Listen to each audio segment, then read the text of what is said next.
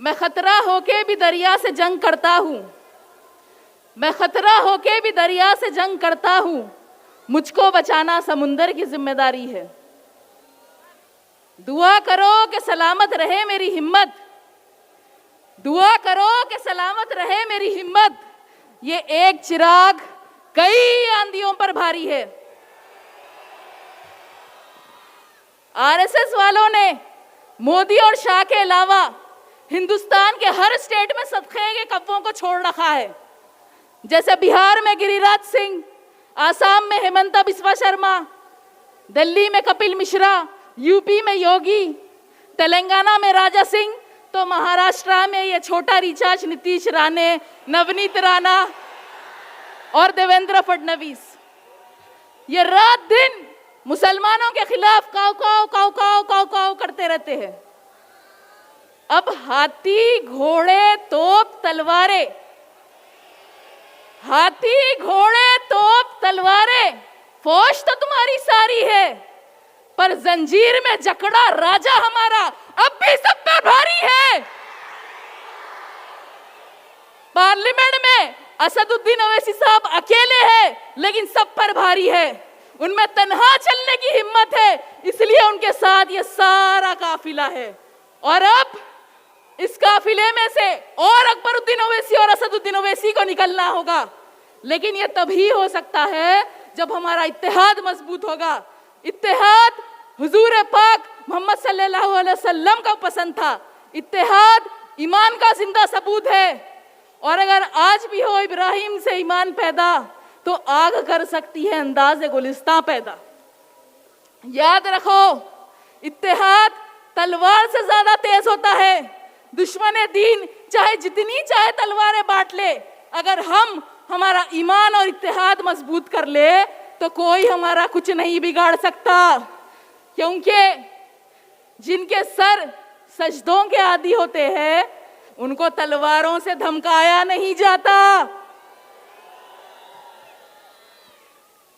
मेरे भाई देवेंद्र फडणवीस, अगर महाराष्ट्र के किसी भी म्युनिसिपल कॉरपोरेशन का मेयर हमारा एक मराठी हिंदू भाई बनता है तो हमें बहुत खुशी होगी। वो उनका हक है।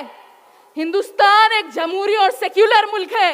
यहाँ एक हिंदू आदमी या औरत मेयर बन सकते हैं, सिख आदमी या औरत भी मेयर बन सकते हैं, ईसाई औरत या आदमी भी मेयर बन सकते हैं, और अल्लाह ने चाहा तो यहाँ का मेयर आई लव मोहम्मद बोलने वाला मुसलमान और हिजाब और निखार पहनने वाली मुसलमान भी बन सकते हैं।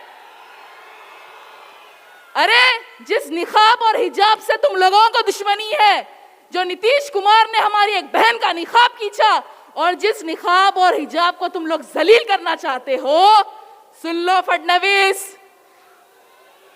सुन लो फडणवीस, अगर अल्लाह ने चाहा तो एक दिन इसी निखाब और हिजाब पहनकर एक मुसलमान औरत हिंदुस्तान की प्राइम मिनिस्टर बनेगी इंशाअल्लाह। अरे ये मुल्क किसी की जागीर नहीं है, ये मुल्क किसी की जागीर नहीं है। तुम्हारी बीजेपी और आरएसएस में किसी की औकात नहीं है कि इस मुल्क से मुसलमानों को घुसपैठी या बांग्लादेशी कहकर निकाले। हम रसूल पाक की उम्मत है, हमें खौफ नहीं यजीदों का, हम हुसैनी मिजाज रखते हैं। और फडणवीस, महाराष्ट्र में तुम्हारी ट्रिपल इंजन की सरकार का फ्यूल ज्यादा दिन चलने वाला नहीं है। इंशाअल्लाह हर जालिम और बातिल का खात्मा होगा। औरंगाबाद की आवाम से मेरी गुजारिश है, 15 तारीख के दिन जियालों की तरह निकलकर एक जिंदा कौम होने का सबूत दीजिए, अपने इत्तेहाद का मुजाहरा करिए, मजलिस के उम्मीदवारों को भारी अक्सरियत से कामयाब करिए, क्योंकि ये शहर है औरंगाबाद जियालों का शहर है। और इस शहर की पहचान उसके मौजूदा नाम से नहीं है, बल्कि उसकी तारीख से है, और उस तारीख का नाम मलिक अंबर है। तो लगाइए मेरे साथ नारा, औरंगाबाद, औरंगाबाद की आवाम, औरंगाबाद का इत्तेहाद, नारे तकबीर, नारे तकबीर, नारे तकबीर, वाखिर दावाना अल्हम्दुलिल्लाहि रब्बिल आलमीन। मैं अब जिसे आवाज देने जा रहा हूं वो उनके मुंह पर एक जोरदार तमाचा है। लेडीज को बैठने का इंतजाम ख्वातीन के लिए इन कुर्सियों पर किया गया है, उनको कुर्सियों तक आसानी से जाने दे ताकि वहां पर बैठ सके। मैं अब जिन्हें आवाज देने जा रहा हूं मजलिस इत्तेहादुल मुस्लिमीन का वो सिपाही और इस होने वाले इंतखाबात में मजलिस इत्तेहादुल मुस्लिमीन का उम्मीदवार जो एक मजलिस इत्तेहादुल मुस्लिमीन की सेकुलरिज्म की मिसाल है। मेरी मुराद है काका साहब काकड़े से कि वो यहाँ पर आए और अपनी बात को रखे। मजलिस इत्तेहादुल मुस्लिमीन का ये सिपाही हर वक्त मजलिस के साथ में खड़ा रहता है। ऐसे काका साहब काकड़े से मैं गुजारिश करता हूँ कि वो यहाँ पर आए और अपनी बात को रखे।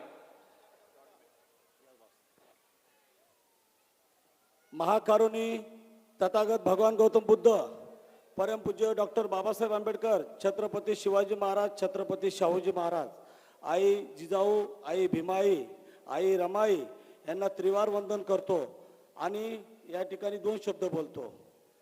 अस्सलाम वालेकुम रहमतुल्लाह बरकातहू। पुलिस डिपार्टमेंट आपसे कह रहा हूँ वो बैरिकेड वहां पर खोलिए और हमारी बहनों को आने का अंदर आने का इंतजाम करिए। ये कुर्सियां जो रखी है उनके लिए रखिए। अस्सलाम वालेकुम औरंगाबाद पब्लिक। या ठिकाणी अनेक वार्डामध्ये महानगरपालिकेचं वातावरण आहे। अनेक वार्डामध्ये दादागिरी करण्याचं सुद्धा काम चालू आहे।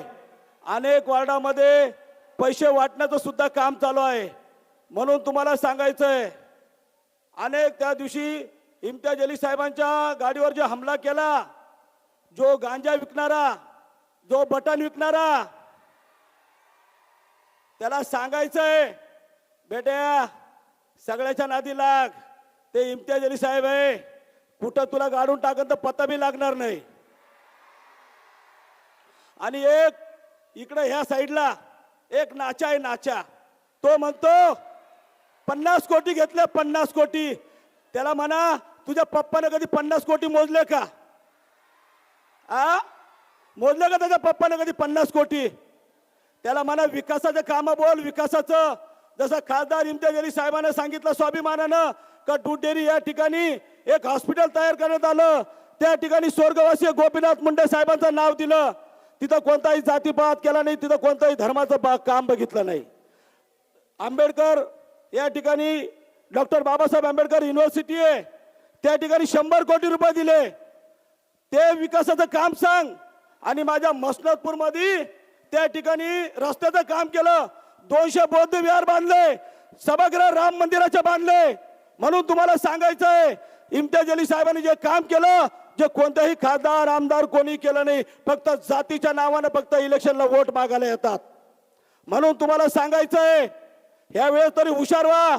आणि माझ्या वार्ड क्रमांक प्रभाग क्रमांक 9 मध्ये त्या ठिकाणी भारतीय जनता पार्टीचा एक उमेदवार होता, 4 उमेदवार डिक्लेअर झाले।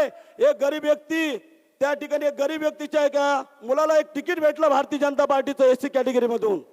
विशाल नावाचा व्यक्ती होता, त्याला त्या ठिकाणी भारतीय जनता पार्टीचे एक माजी नगरसेवकांनी दादागिरी करून त्याचं तिकीट वापस घेतलं आणि तिथं त्याचा भाऊ अपक्ष उभा करण्यात आला। आणि त्याची निशाणी काय दिली? त्याला पक्षानं नाकारलं, त्याला पब्लिकनं नाकारलं।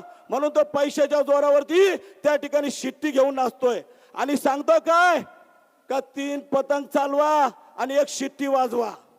त्याच्या बापाने कधी शिट्टी वाजवली का? वाजवली? त्याला सांगा 4 पतंग मारणार आहे। म्हणून तुम्हाला सांगतो साहेब, त्यांना अजून एक सांगितलं, शहानगरची लाईट बंद करू, मसनदपूरचं पाणी बंद करू, नारेगावचं पाणी बंद करू। त्याच्या बापाची खिरापत आहे का? आहे का त्याच्या बापाची खिरापत? म्हणून विकासाच्या कामाचं बोल, विकासाचं जर असेल तरच बात कर, नाही तर नको करू। म्हणून तुम्हाला सांगायचं आहे येणाऱ्या 15 तारखेला ज्या ज्या संपूर्ण वार्डामध्ये आपले नातेवाईक असतील, सर्व असतील, फक्त 15 तारखेला फक्त पतंग चालवा आणि पतंगच वाजवा फक्त। जय हिंद, जय भारत, जय बुद्ध।